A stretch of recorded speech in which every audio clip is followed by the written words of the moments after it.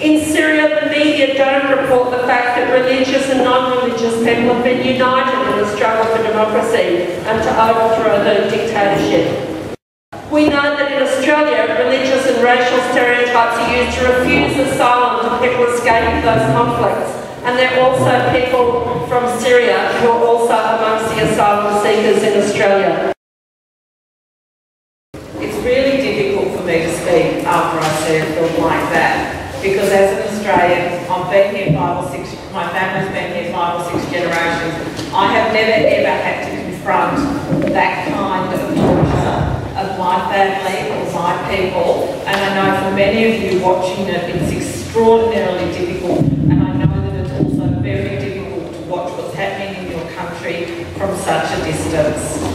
I was really impressed with the way people behaved tonight when there was the demonstration outside. It was really clear to me that people understood that what they needed to do was stay calm, stay in the room and go on with the meetings. Don't engage with that kind of behaviour.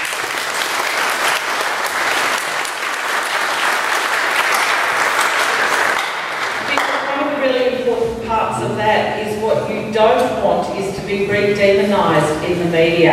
And if there had been pictures of this group confronting that group, that's all anybody would have seen. They wouldn't have seen the important message that was going on tonight. Now, my role tonight is to talk a little bit, I suppose, about the political system and the best ways of lobbying.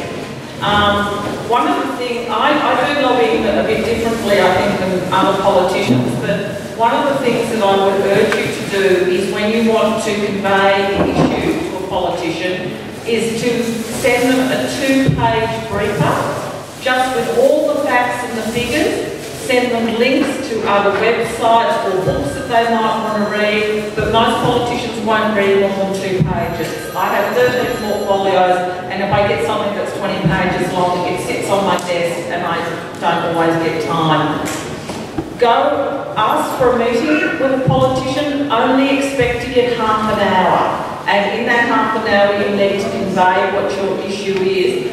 And one of the really important things I think for this community is only take 2 or 3 people along, but always make sure that there's a woman in that delegation, because your community is often, you know, they say Muslim women are oppressed, and I've never met an oppressed Muslim woman yet.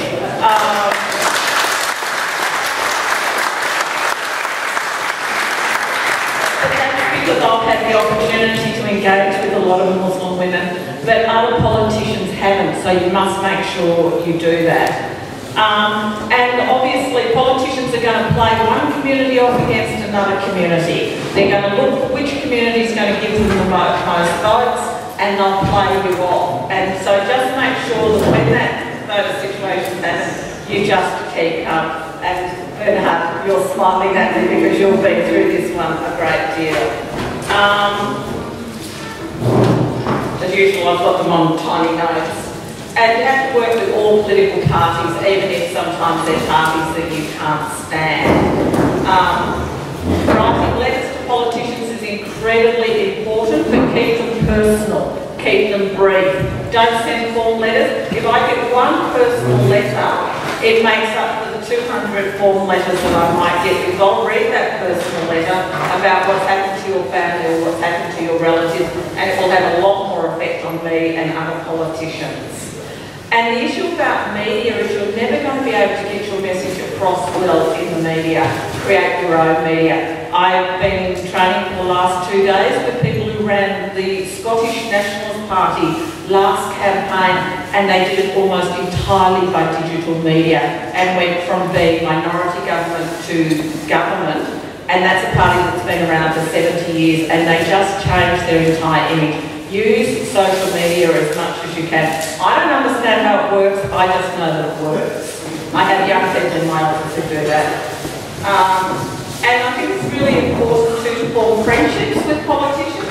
Now there are several people in the room, Mohammed and Bernhard and other people, who I've actually become quite good friends with. So when I need to know something, I know who I can pick up the phone to and ask, and I know that that information that I'll be given is trustworthy, and I know that I can use that information to convey on to other politicians and to use in my work.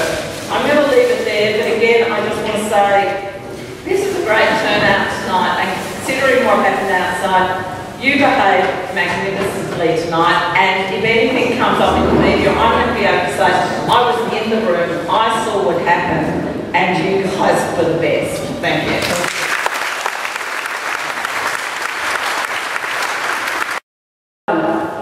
If large numbers of people around the world start to understand the struggles in Syria and other places, then they could start to identify with those struggles and the people who are part of those struggles and become inspired by those struggles to engage in the fight for social justice in their own countries. They wouldn't be so susceptible to the racist and warmonger policies coming from people.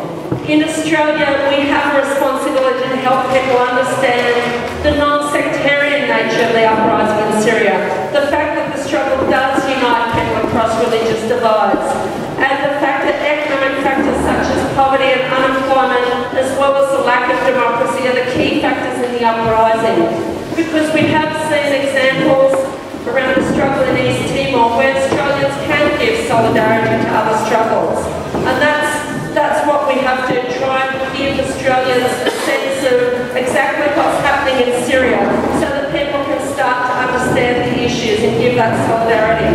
And I think that's why the media prefers to keep people ignorant, because they don't want that social solidarity across borders to happen. And that's why the alternative media is important, and that's why I'd like to congratulate you for organising this function tonight and continuing to organise to get the word out about what's actually happening in Syria. Thanks very much.